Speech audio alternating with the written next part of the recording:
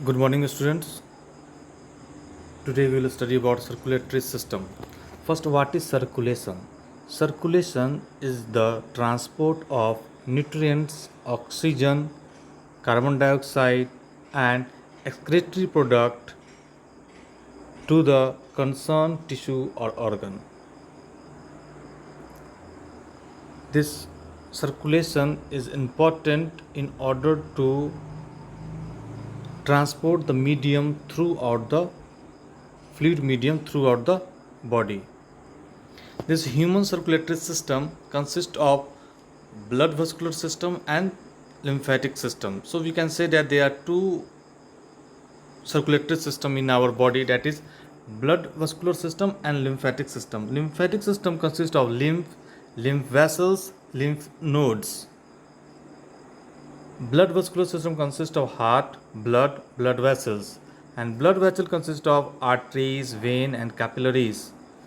And this blood is further divided into plasma and blood cells or formed elements, that is RBC, WBC, and platelets. This WBC is further divided into granulocytes and agranulocytes, and this granulocyte is divided into neutrophil, basophil, eosinophils. Agranulocyte is divided into lymphocyte and monocyte, and this lymphocyte is further divided into B lymphocytes and T lymphocytes. This blood is RBC, that is also known as erythrocyte, WBC, that is leukocyte, and platelet, that is thrombocytes. WBC, that granulocyte, that is neutrophil, eosinophil, and basophil, their function are that of neutrophil is phagocytosis. What is phagocytosis? The cellular uptake of particular material by engulfment, or we can say a type of endocytosis.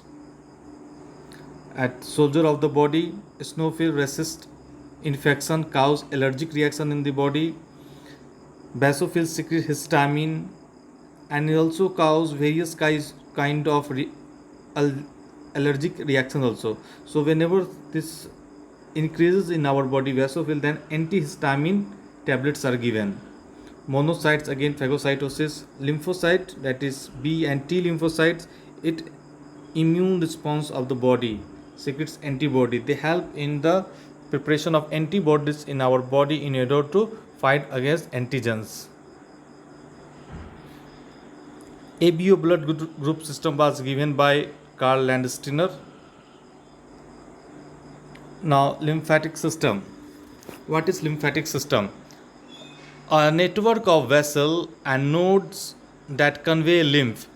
It return plasma derived interstitial fluid to the bloodstream and play an important role in the irrigation of immune system. Means it help in boosting the immune system or to maintain the immune system. What is interstitial fluid? Interstitial fluid consists of water, various solvents containing sugar, salt, fatty acid, amino acid, and coenzymes, hormones, and it consists of this lymphatic system, that is lymph vessel, and lymph nodes. What is lymph? Interstitial fluid, that is water, various solvents, fatty acids, amino acid, coenzymes, hormones, WBC, derived from blood plasma that contain a variety of small and large molecules like lymphocytes and some other cells. It circulates throughout the lymphatic vessel. Now, what is lymphatic vessel? A thinly walled vessel through which the fluid and the cell of lymphatic system moves through the lymph node and ultimately into the thoracic duct, where it joins the bloodstream. Means that this lymph vessel is a kind of vessel wall through which the fluid or the cell of lymphatic system moves through the lymph node and ultimately into the thoracic duct, where it joins the main bloodstream. Finally, it goes to the bloodstream only. What is lymph node? It contains lymphocyte, macrophages, and serve as a site of filtration of foreign antigen.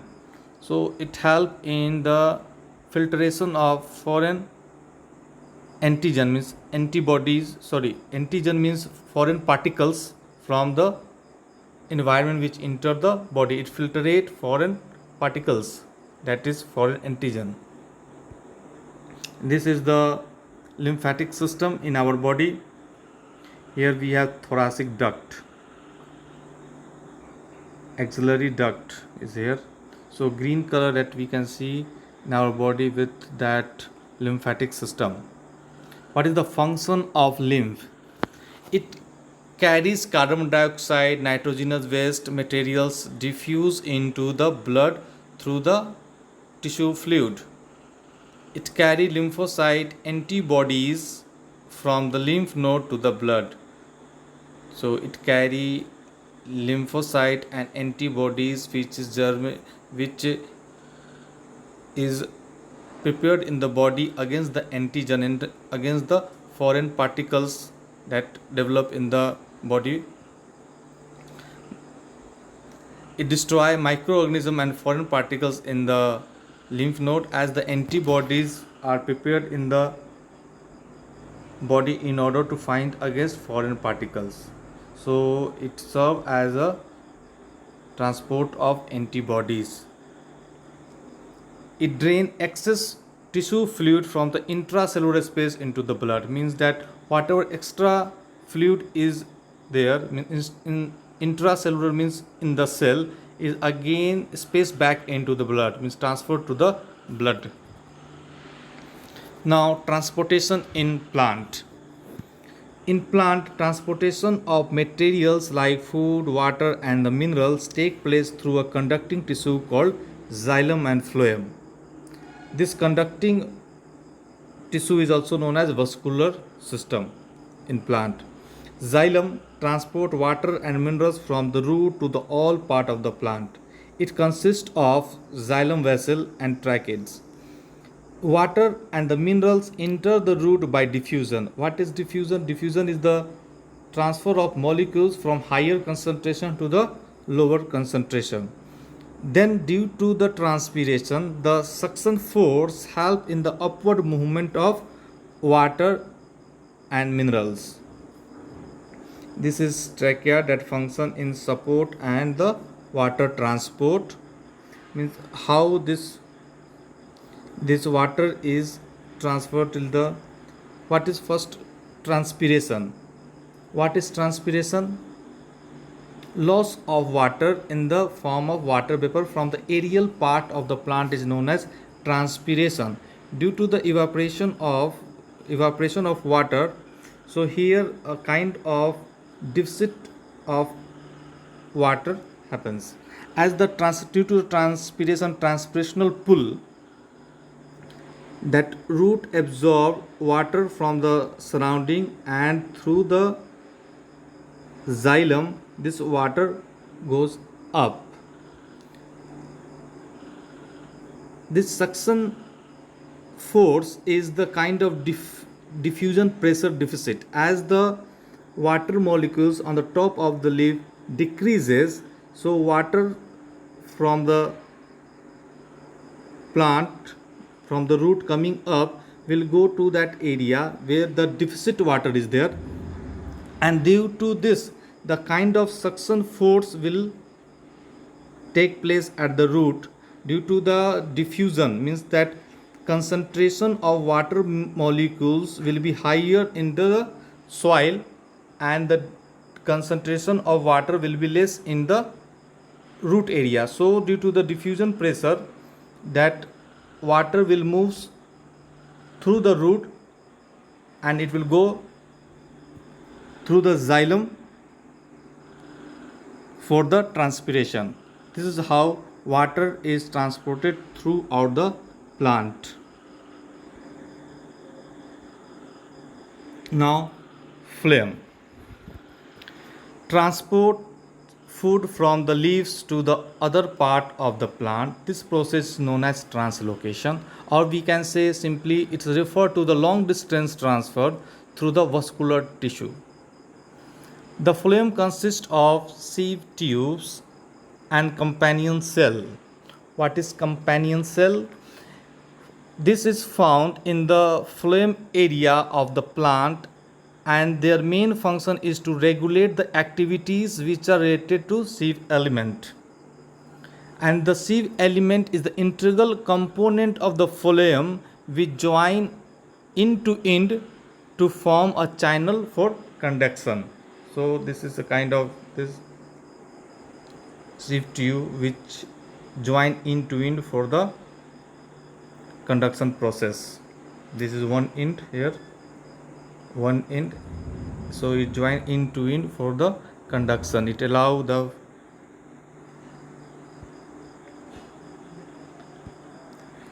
phloem consists of sieve tubes and companion cell. Food from the leaves is transported to the xylem by the energy of ATP molecules.